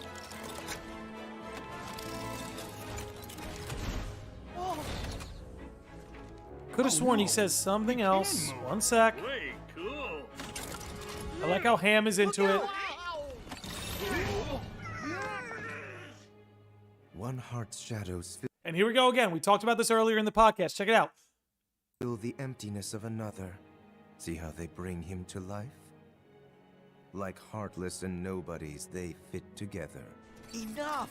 Why are you doing this? Like heartless and nobodies, they fit together. Let's bring that back a second here. One heart's shadows fill the emptiness of another, right? Probably what happened to Yozora. Shadows fill the emptiness of another. See how they bring Con Donahue, to answer your question, yes, I do think we'll see him in Kingdom Hearts 4. him to life? Like heartless and nobodies, they fit together. Enough! Huh. Why are you doing this? There's a darkness we are missing and This must is reclaim. related to KH3. The way hearts connect in this world can provide Us with a clue. I think that's where it ends. Copy of the world, and then pulled those I'll let hearts little apart. Nort keep cooking. I wonder how you'll handle the strain. That's really it. Okay. Wait! Let's bring it back to here. Look at the pretty trailer. Okay. Let's see what the chat says. I know I just went on a crazy rant here. Somebody cooked here. This part is key. Man, what if another legit means Xehanort's anagram? Filled his heart with another? Yeah, because... All right. I'm going to hear you out. Because, again, there were always two theories, right? That the anagram either meant no heart, which we know Xehanort has a heart, or another. His heart replaced with another's. They used that language twice. Whoa. Okay. Right, the nameless star says his heart replaced with another's. I hate to keep going back to the scene, but let's see. Where does he say that?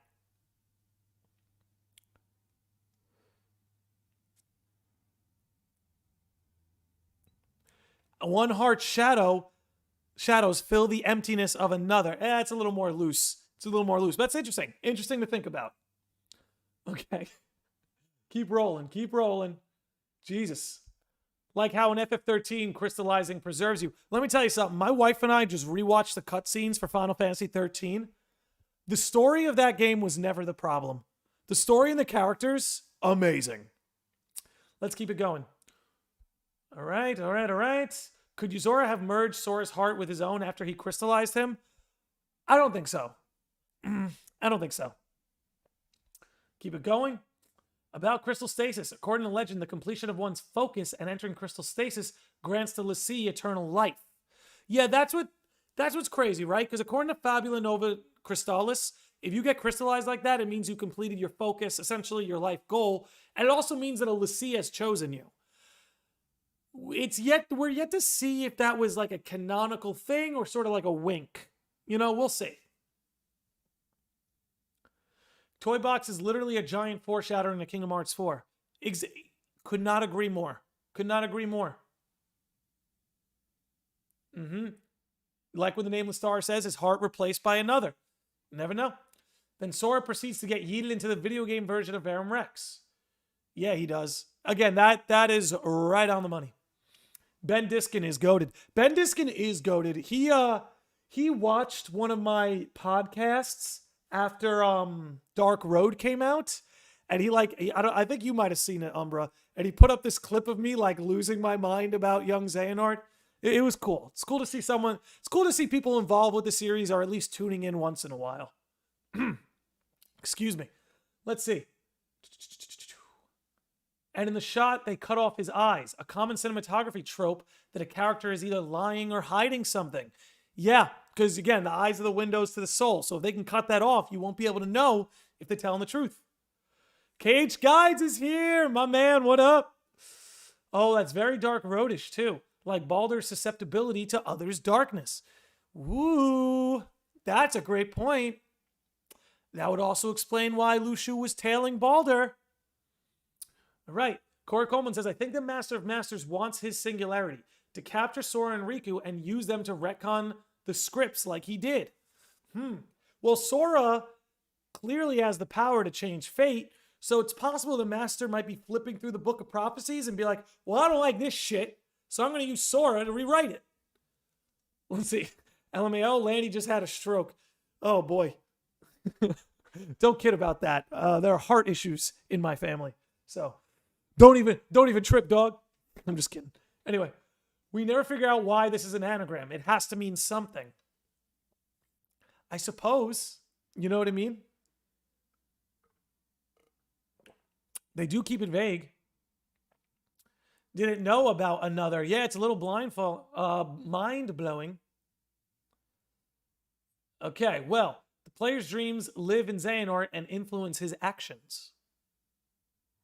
True, that's true on a subconscious level. And I actually think that's why he had such a fascination with Subject X. I think it fully explains why he had a fascination with Subject X. Hey, yo, big shout out to Iron Aggro, who just raided us on Twitch. Let's give him a little love. Thank you, dude. Let's give you a shout out like you deserve. And let me punch that in over on the YouTube side of things as well. Welcome, Raiders. Ripping some Resident Evil 4. My man, that's the best one in the series. Okay. Let's throw this in. Ba-boom. Okay, it did not populate over on the YouTube side of things. So I'm just going to throw that in there and let's carry on. Eternal life? Okay, where's Jesus?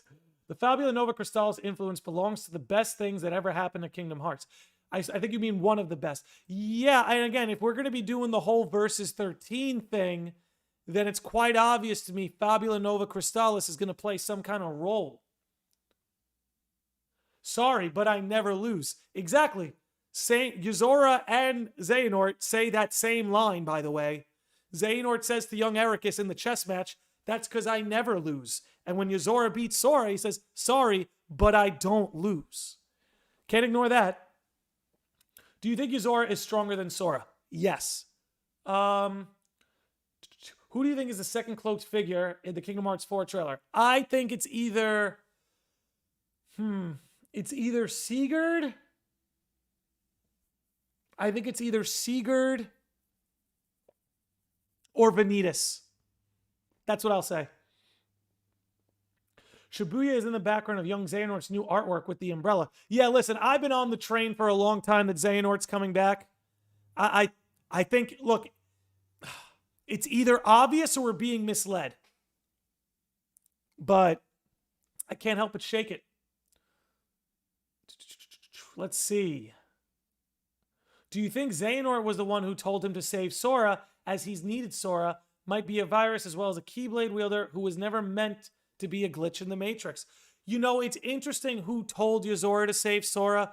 I think it was Luke Sword, right? That would be my guess, is that it was Luke Sword. Let's keep it rolling. Does that mean that Yozora never lost his virginity because he never loses? You know, we ask the real questions here on the Landy Lodge. Okay, we're here to ask the real questions. Another is Xemnas' password to get into the prison below Hollow Bastion.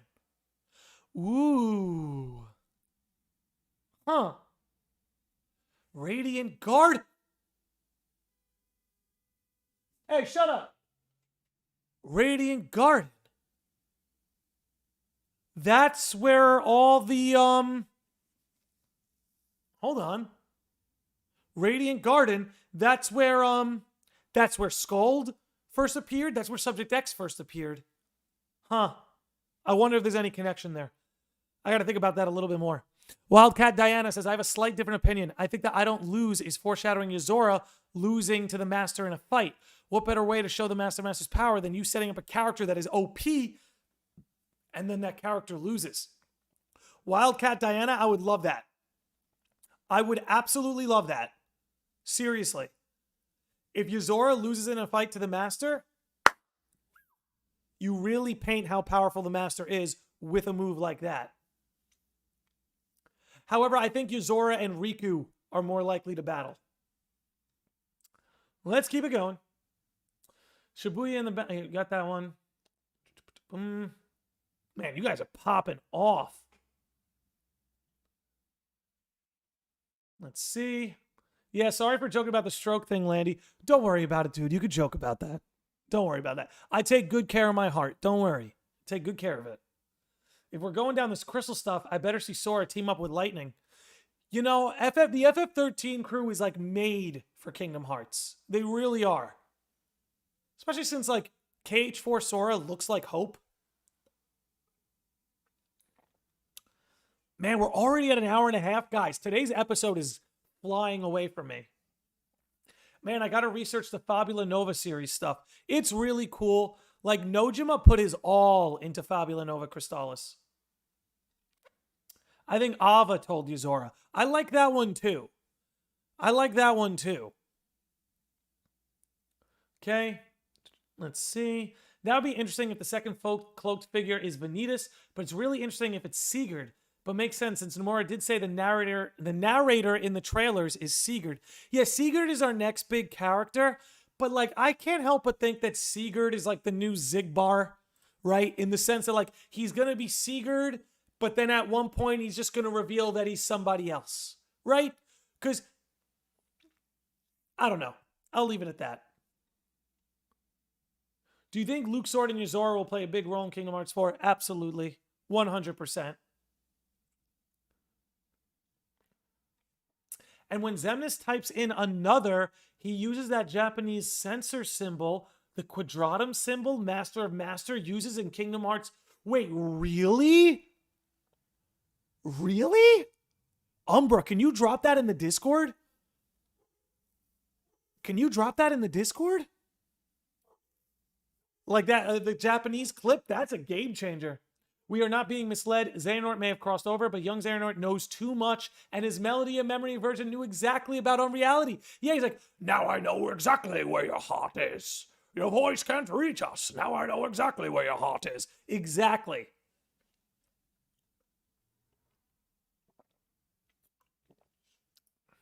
Okay. Let's see. Wait, Strelitzia told Sora if he wants to leave Quadratum, his options are endless. Beyond Disney. Yeah, you know, look, I grew up loving Disney. I still got a lot of love for Disney. Obviously, I'm playing Kingdom Hearts. But I always loved Final Fantasy more. As much as I'd love to sit here and tell you you're headed to Final Fantasy Worlds, I don't want anyone to get their hopes up. I think at best you have Final Fantasy characters scattered around Quadratum and the world of fiction sort of worlds. Let's see. I linked it above in chat. Why aren't I seeing it? Huh. Anyway, but I'll put it in there too. Yeah, please do. Kingdom Hearts is Disney. Exactly. Kingdom Hearts is Disney at the end of the day, you know? I said it earlier, but I do wonder how much Strelitzia knows about the Master's plans, or if she even knows he's there. I don't think she has a clue. That'd be my guess. Who else thinks we're getting Star Wars and Kingdom Hearts 4? Let me tell you. Okay, look, while we're on it, while we're here, we might as well bring it up. Let me tell you something, buddy. Where are you? Where is it? Okay. That's Endor. That is Endor. Call me crazy. That is Endor. Endor. And let's dial that back a second. Nothing we haven't gone over before, but we might as well. I forget the name of the machine, but in a much... If you look at the top right, you can see the leg... What is it, an ATST? What the hell is the name of that thing? You can see its foot right there at the top right. Star Wars is coming. Star Wars is coming. That's Endor. That is an ATST. Somebody please correct me. I don't think it's an ATST, what it's called, but Star Wars is coming. That I'm more confident in a Star Wars world than a Final Fantasy world. Keep it rolling.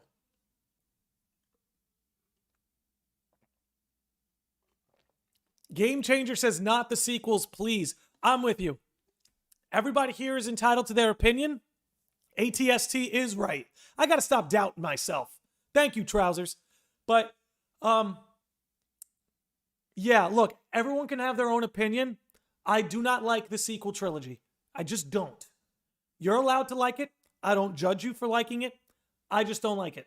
Maybe it's because I'm a 30-year-old old man and I like my OG trilogy. I don't know. Just my opinion. But I know what I would like to see. I want to see what... Because Endor is Return of the Jedi, right? So it looks like we might be starting Star Wars at Return of the Jedi. I'd like to see Nomura do his own sequel trilogy through the Kingdom Hearts games. Ooh, excuse me. My voice is drying up. My voice is drying up from talking so much. Little off topic, but why is everyone assuming that Subject X and Ava can't both have lost their memory? Maybe Ava disappeared because she doesn't remember. Yeah, you know, they say usually when you go out in the Ark, if the Ark is the way you travel, that you lose your memories, right? And you kind of need someone to reshape you. I might have that mixed up. On second thought, I might have that mixed up. Forget I said anything. But Josh Z, my man, thank you so much for that $10 super chat. You're an absolute freaking badass. Just know I'm just more than appreciative to have you here hanging out. You don't ever need to do that. I know you super chat a lot. You don't ever need to do that. You're always welcome just to hang out here, man. But thank you for that, and I think you're onto something. Subject X lost her memories, right? Maybe Ava, it's the same thing. It's a great point. Great point. Okay, if we get Star Wars, there better be a moment where Sora meets Y'shtola. FF14 is going to be a tough sell, because that's a different Final Fantasy team, right? That's a tough sell. Apprentice Xehanort also knows about unreality after the darkness experiments on himself. He also apparently knows about the Chosen. It is why he launched Kyrie in the Ark. Huh. Yeah. Clearly, he knows about unreality. He also apparently knows about the Chosen. That is interesting. What's going on, Valkyrie? How are you? Let's see.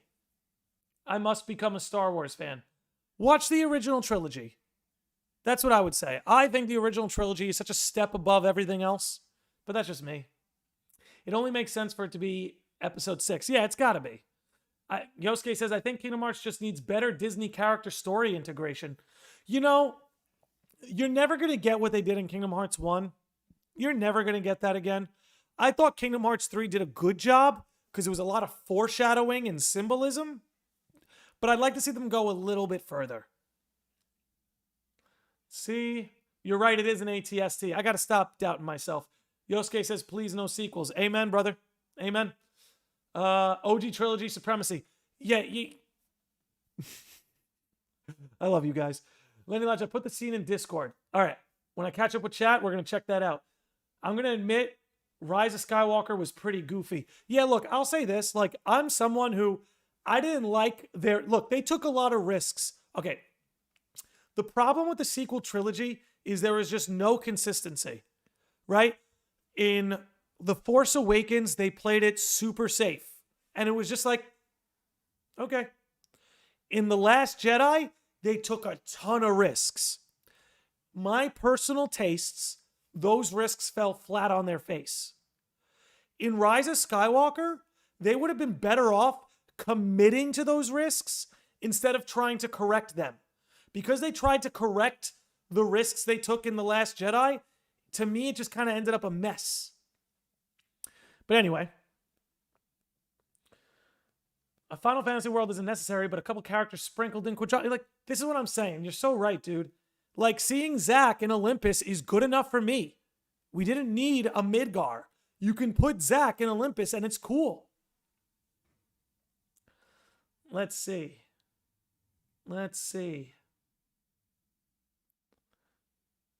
I'm just mad Mark Hamill and the cast told them what they were doing and they got ignored. Well, you know what? Not for nothing. Lucas pulled a fast one on them. Lucas got them to sign and commit to a sequel trilogy, and after getting them to commit, then he sold to Disney.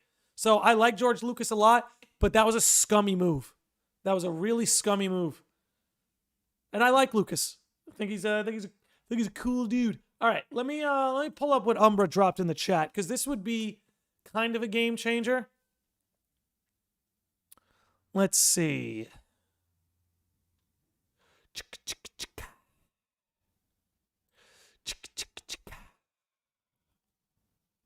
Xemnas visits Aqua's armor. Is that it? Okay, perfect. Okay. Let's pull this up here. Okay, let's put you... 1 second, guys. We're going to check this out. They're just playing ads. I just want to let the ads roll. Okay. Ooh, and you even gridlocked it to the exact time. But we can let those 14 seconds roll. Okay. Let's switch this up. I think this is the right way. See, now I'll put on my headphones because I can actually listen.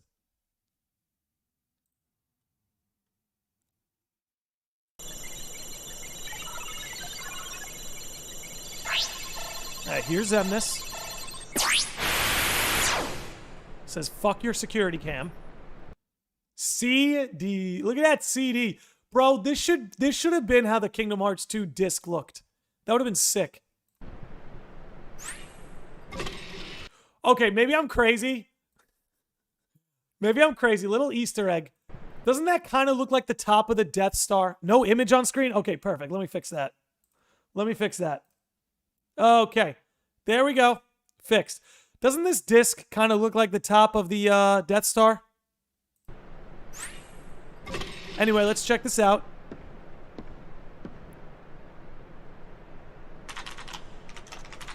So he types in another. And then he uses the Quadratum symbols. Wait a second. Okay. We're going to be a little crazy. Let me pull this over for you guys.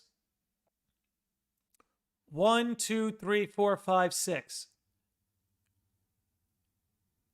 No, I'm just testing out a few things.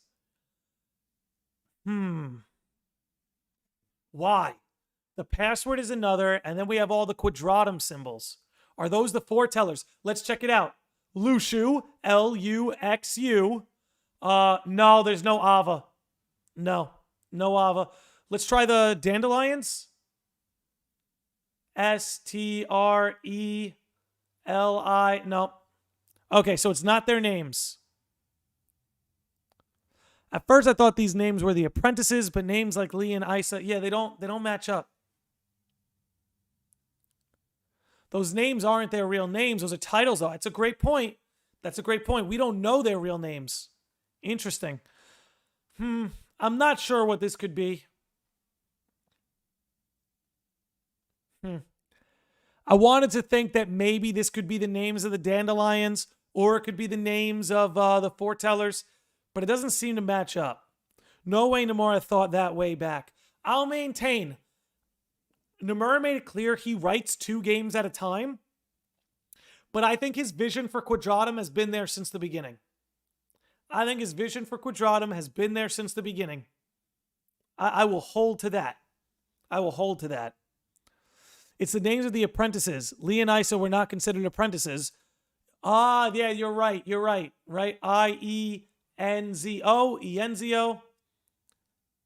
This is probably, where's Dylan? Dilan. Dylan. Yeah, it's starting to line up. Those are the 6 apprentices of Ansem the Wise. I think that's right on it. I think that's right on it. Well done. I think he pulled the symbol and he's going to tie it back somehow.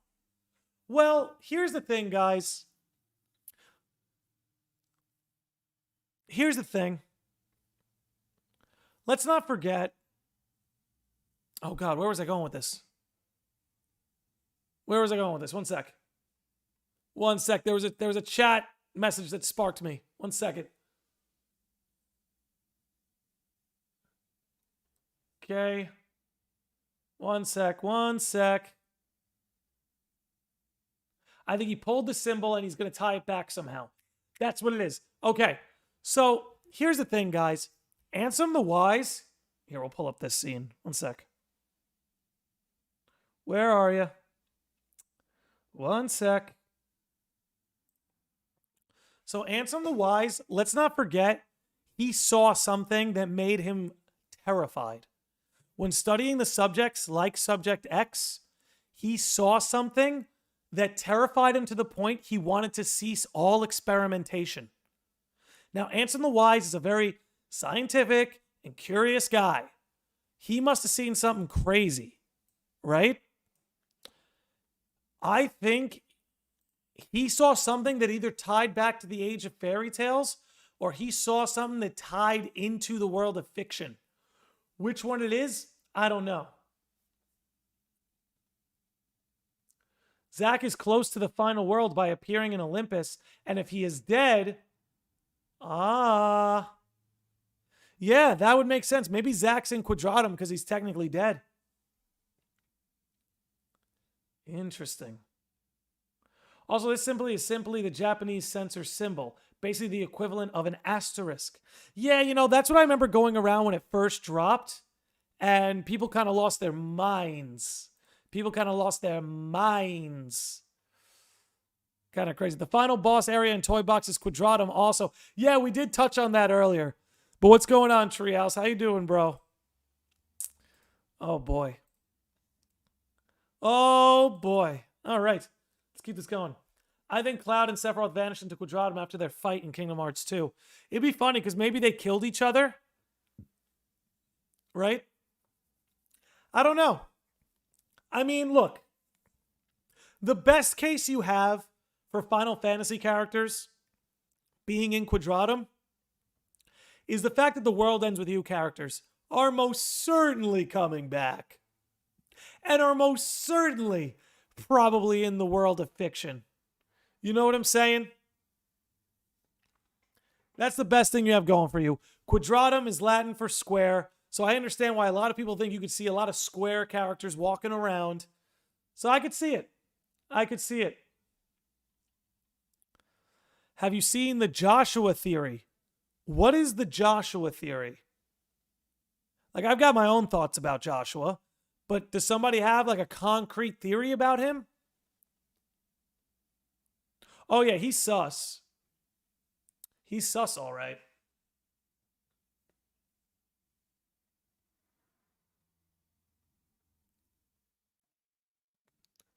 That when he is talking to Riku, okay, I'm waiting on that. Mary Scary, how are you? I see you in here.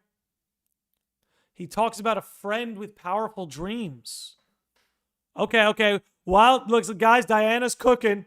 Diana on Twitch is cooking. And we have 13 people watching on Twitch. Okay, it's lining up. Have you seen the Joshua theory? That's when he is talking to Riku. He talks about a friend with powerful dreams, but never dreamed of anything. People think now that it's not Neku, it's Yozora.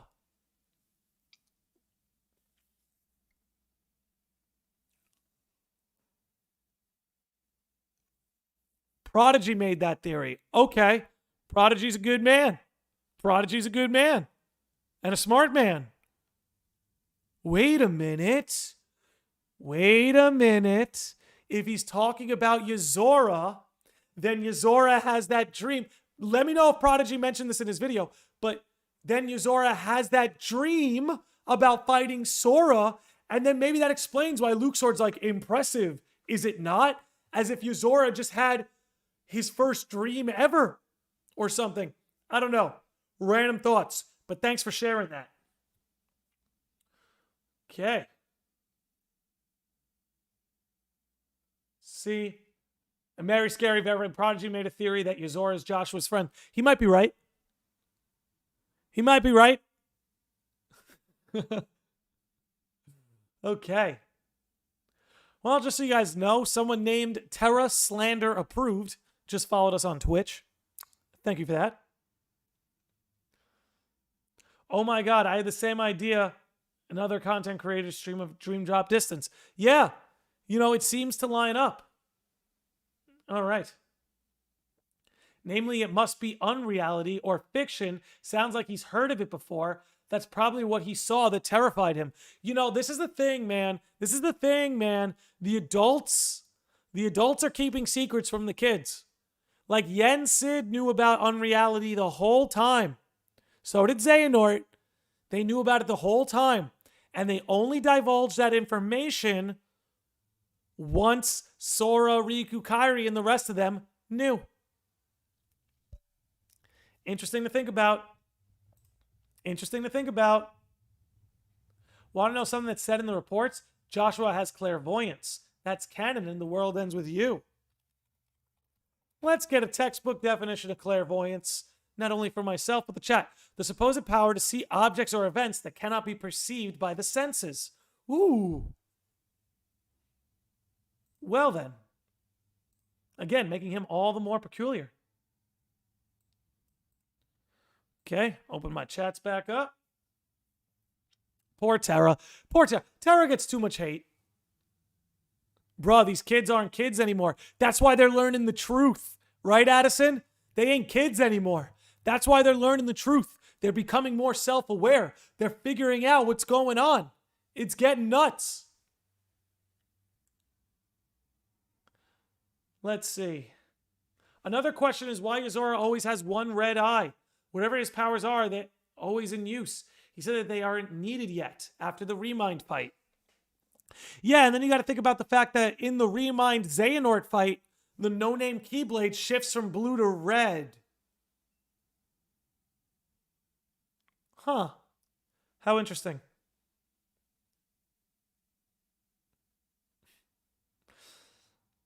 Normally, the composer possesses a certain degree of clairvoyant foresight. I have a theory on that, actually. Anson the Wise knows about Ventus if Skuld is Subject X. That's why he doesn't like Roxas. Ooh, I do like that. Treehouse says, do you think it's a coincidence Goofy and Yozora both have a red and blue eye? Goofy and Monstropolis? I'm going to say no. But also maybe. I don't know. Did you notice in the final Xehanort fight, the moon turns into a normal moon, not a heart? Yeah, just like in Quadratum, just like in Unreality. So you know, maybe the Master's eye turns red in Quadratum. Interesting. Interesting. Where's Demix? Nobody knows.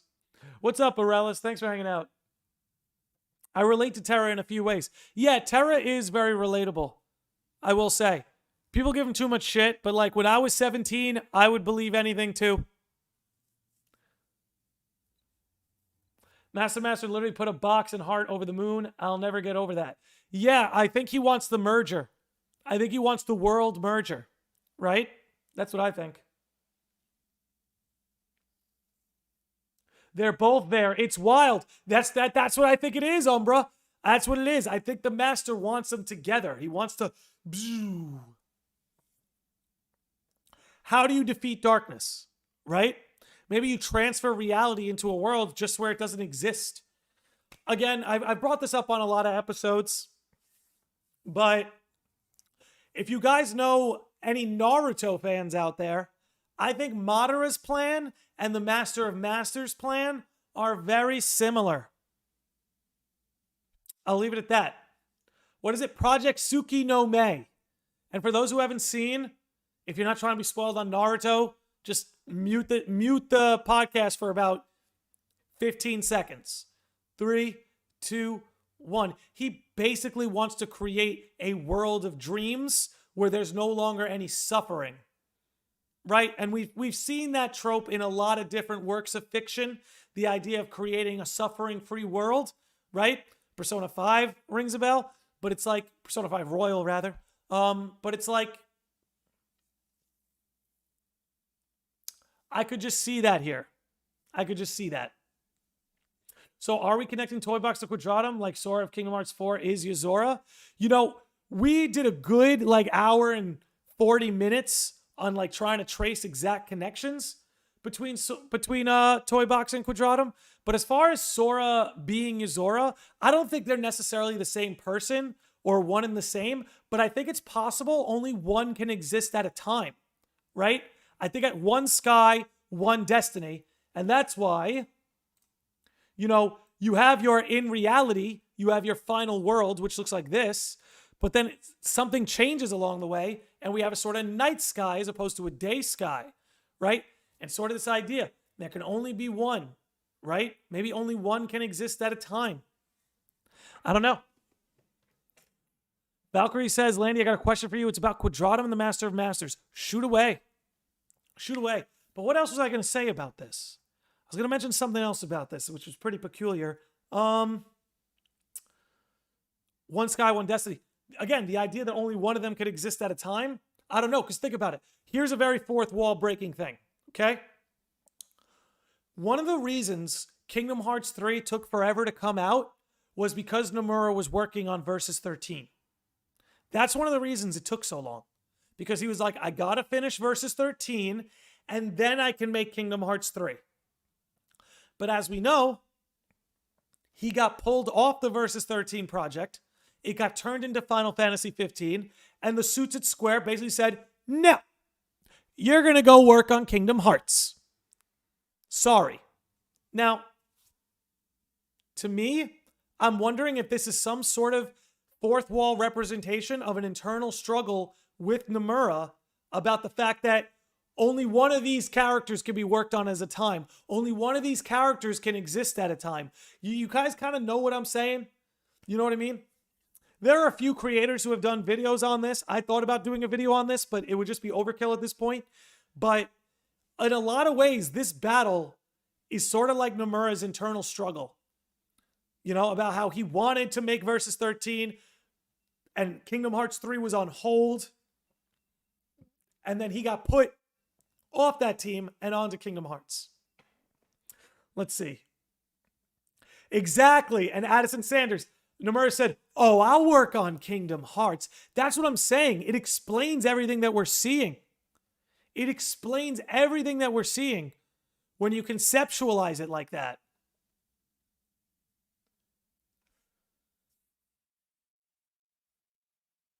Hey, talking anime and Kingdom Hearts, what if karma works like karmic power from Madako Magica? I have no idea what that is. I wish I could answer that for you.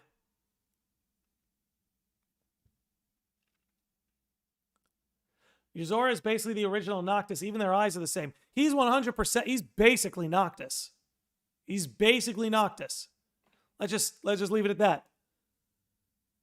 Bro, Arden from FF15 is exactly like Master of Masters. You know, I almost think he's more like Lushu. Don't get me wrong, Arden is a lot like the Master, but I actually think he's more like Lushu. Because think about it, right? When Arden started out, he was very innocent, a little more soft-spoken, a little more kind. But as time went on and he took on all these roles and all these sins and all this darkness, he became warped, right? And now look at Lushu. Eye patch, scar on the face. Like, I see Arden as more Lushu. Oh, I think there's Fabula Nova Crystallis. 100%. Nomura basically, yeah, Umbra, this is great. Nomura basically saying, I couldn't decide if I should make Verum Rex or Kingdom Hearts 4 first, but I figured people were worried about Sora, so I made Kingdom Hearts 4 first. Verum Rex is coming, baby. Verum Rex is coming. It's coming. Here we go. Valkyrie says, do you think Master of Masters is more or less the god of the universe as a reflection of Nomura? It's why he created both Quadratum and the Kingdom Hearts universe as a whole. Kingdom Hearts is also an aspect of the Master of Master Nomura's heart. You know, Valkyrie, I've got a video for you. I've got a video for you. If you guys want to see a video that I did, and I see a lot of people using these talking points out there these days, which makes me happy. But if you guys want to see a video about how Nomura is the Master of Masters, I did a whole breakdown of this. I'll drop it in both chats. Maybe you could bookmark it. But I think it is possible that the Master of Masters is a stand-in for Tetsuya Nomura himself. Okay. Yeah, Sonny Novus is one of the best Kingdom Hearts theorists out there. And that false light video is incredible. But I gotta say, I disagree about the FF15 cast part. Like, I don't think Demix is Prompto. I don't get that at all. Things like that. I think so many things about that theory are correct. I think the certain parallels he drew between the cast might be a bit of a stretch. But who knows? I'd be happy to be wrong. Seriously. What if the Master's name is Nomura backwards? Or if it's even just an anagram for it, right? We love our anagrams. Okay, spoilers. When a girl makes a wish to become a Puella Magi, their wish equals a power. And that power later equals a curse, which equals the power of the witch. Now let me go to your first comment. Interesting. And maybe that's Kingdom Hearts' version. I don't know how familiar you are with FF13, but maybe that's Kingdom Hearts' version of the Lassie. Interesting. Interesting. Okay. All right, guys. It's coming up on 2 hours. I'm going to close this out here. The good news is, one of the reasons I usually cap episodes at 2 hours is because my voice gets really exhausted because the air in the room is very dry. Because where I live, it does not rain for like 6 months. Like since November, it's probably rained like 5-6 times where I live. So the air just gets very dry. The good news is I've ordered a humidifier so that maybe I can get the air in here a little bit more moist. So maybe these podcasts can go on to like 3 hours, because that's a long-term goal of mine. I'd like a lot of these 2-hour podcasts to extend up to 3 hours. But again, the dry air in here, plus my allergy, plus me using my voice all the time, after 2 hours, I get a little hoarse and croaky. So I'm hoping to fix that with a humidifier. We'll see. I'm also doing a lot more vocal rest lately, which is good. But I am going to close it out here. If you're hanging out on Twitch, please stick around. We are going to, we're going to raid March Caprice. That only makes sense. And all of you on YouTube, I freaking love all of you, man. I freaking love all of you. Thanks so much for hanging out. Thanks for always being part of the lodge. Seriously, major shout outs to Game Changer and Josh Z for those super chats. You guys are freaking awesome, man. We're going to close this out. More podcasts coming. Love you all. Peace out. Happy Sunday, baby. Peace.